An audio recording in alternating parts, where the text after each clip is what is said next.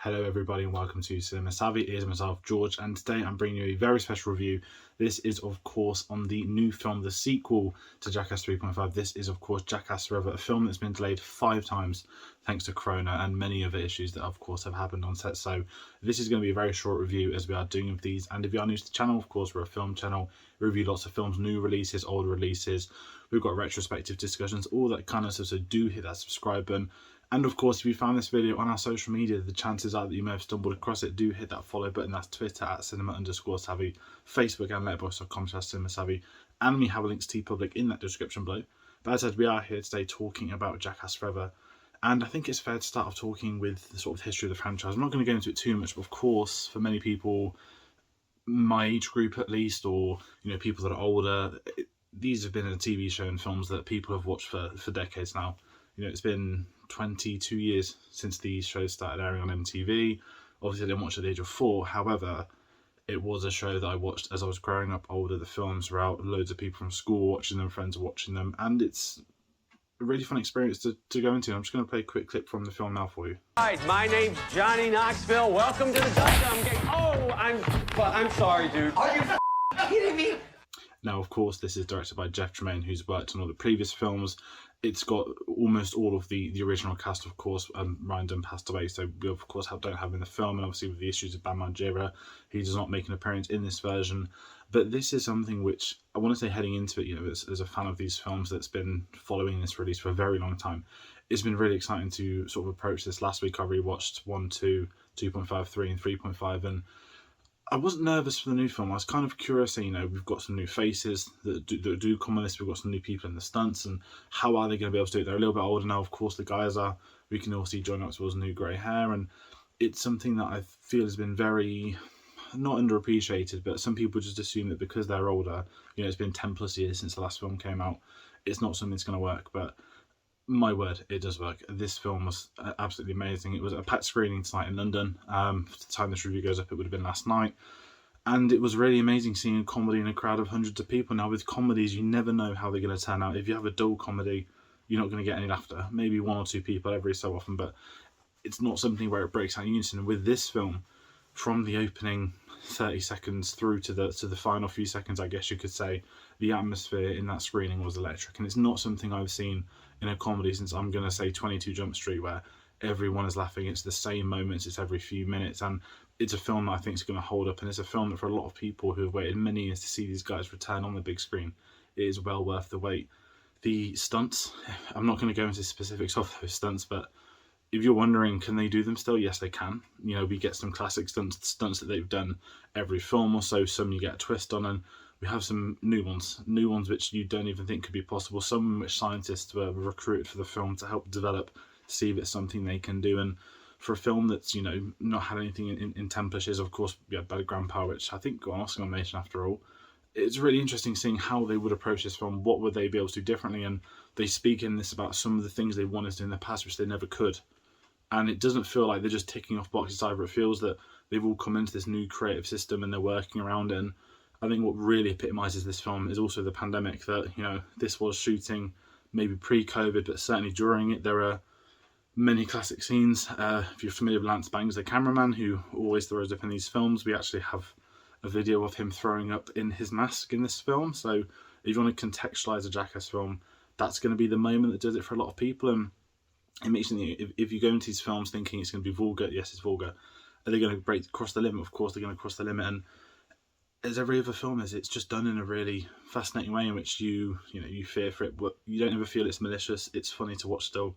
Yes, it's guys doing stupid stuff, hurting themselves, hurting each other, but there's no bad intentions to each other. They're not, obviously they're trying to prank each other, but it's never crossing that line of no return. It's never going too far. And I think that's where the beauty of these films have always come. It's always been a group of friends just doing ridiculous stuff together, and it's amazing to watch. And it still is amazing to watch, as I said, 20 years later. And reviewing a comedy is really tricky, because with a film like this, you don't want to go into specifics, but I'm going to talk about the cinema for a change, because as I mentioned, the atmosphere is incredible. They kept delaying this film to come out of the cinema, and I guess you could say with a film like Jackass, you could see it being released online, but they were adamant that this should be seen in a crowd. And after where I've been, I think they're absolutely right as well. It could have released online, easily could have gone on you can imagine Netflix making a bid, or Paramount Plus, or whatever new streaming services is going to come around, but they've really stuck to their guns, and I think it's something that's really worth it. It's something that I'm glad they did, and I don't think it's something that many films would have done, especially those comedies. Is it going to make profit? I think this is going to be a sleeper hit. I might be proven wrong, but critics seem to love this. I think the fans are coming out in motion, and the atmosphere today was just electric, so it is something I think a lot of people are going to be talking about in the future. Now, I've spoken about some of the cast. Obviously, we've got so many returning people. I'm not going to sit here and go through my favourites. I think everyone always has a rightful place, even your Dave England, your Danger Aarons. And I will say Danger Aaron actually almost steals this film. It's the most I think he's ever been in them, and he does get a lot to do, but at the same time, you're just seeing all these people coming back the way you've always seen them.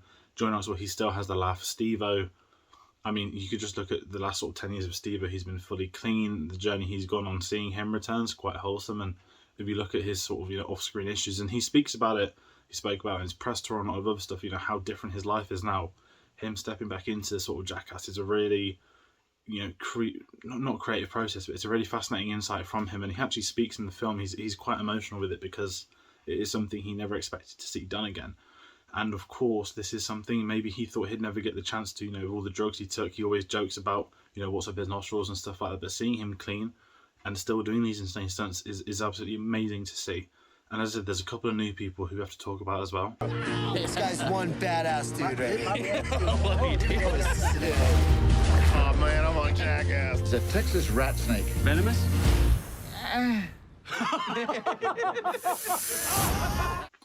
Now, for me, the biggest new name is Jasper Dolphin. I don't know anything about him. I've not seen him in anything. I think he's got a writing credit as well. He's done some of the TV shows. He's amazing in this. He's obviously, the new guys, they're all younger, in the late 20s, early 30s, all that kind of stuff. And he's a really interesting one because everyone that comes onto this has a rightful place. There's not a single bad person that is brought on board. But some of them feel really not out of place. They're not trying to copy others, but they work hand in hand with the old guard. And I think Chris Pontius makes a few jokes in the film where, he says that we're passing the torch on. I don't think we're going to get another Jackass film outside of obviously this one that we've had. I do think it's the last one, but seeing like a new generation come through, even celebrities, Eric Andre appears, Machine Gun Kelly appears, a UFC fighter comes in for a really funny stunt that's actually amazing, and all these people coming in and they all speak about how great it was to grow up, but how they seem really overwhelmed that they're on set, they're filming with them, and it is creating this legacy, this film that it sort of never intentionally had, but it's ended up getting over the years. And I think that's something that can't be scoffed at, that this film does have a legacy. The film has its fans, it's got people coming out, it's created a legacy that people might not have thought that could have ever existed all those years ago, but it has done. And even with obviously what happened with Ryan Dunn, a lot of people thought, there'd never be a new Jackass film as well. They do a tribute to him at the end of the credits. I don't mind saying that on this, and it is a lovely tribute. It is part of that. These films are forever, and that does include him. And they have confirmed we're going to get a Jackass 4.5 now, so I'm not going to get into the Bam Margera stuff. People can read up on that however they want to, but obviously that created a lot of fuss heading into it, but I don't think it has an impact on the film. And if I'm being honest, I don't feel like he's missed. We get all these amazing returning people, and I think you miss Ryan Dunn's absence more than Bam's. I know they worked as a duo with each other, but it was all the stunts that Ryan would come in on that others wouldn't do, where he always stood out. Whereas with Bam, I don't want to say he's ego-driven, that's really unfair, but he felt like one of the main guys, but he had this sort of persona of self-control. He needed to be seen at the top, and you don't miss him. You don't miss him from this film, and that sounds really nasty to say, but I don't think his loss is big for the film. I think it doesn't feel like there's something not working. It feels absolutely perfect, and that's kind of where I stand with it. As I said, a comedy is very hard to review, especially a film that, it has no plot. It's a hang-off film. It's a film you watch with your mates, you'll watch late night on TV, and it's always going to be funny on rewatches, and I cannot wait to rewatch it later on this week. And so I think that's going to round up everything I can say on Jackass Forever. As always, we want to hear from you in the comments below, so do comment your thoughts on Jackass Forever.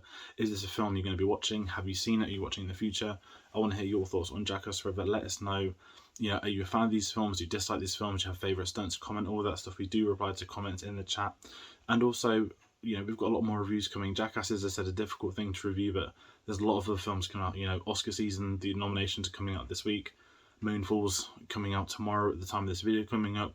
And there's a lot of other stuff happening on the channel. We've got some Batman stuff we're going to be building towards, so do keep an eye out for that. And the best way to do that is finding us on our social media. That's Twitter at cinema_savvy, Facebook and letterboxd.com/cinemasavvy, and we have a link to Letterboxd in that description below.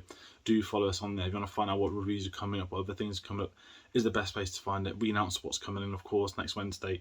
We've got the finale for the Book of Boba Fett, so do join us for that spoiler discussion. That's going to be exciting. And as I said, I want to hear from you guys. Do watch this film. Hopefully this film is a success. I'm sure it will be. I'm sure a lot of people will be seeing it. And, you know, if you do something through it, fair play, and do hope you get the chance to see it again. So as always, thanks for watching, and we'll see you on the next one.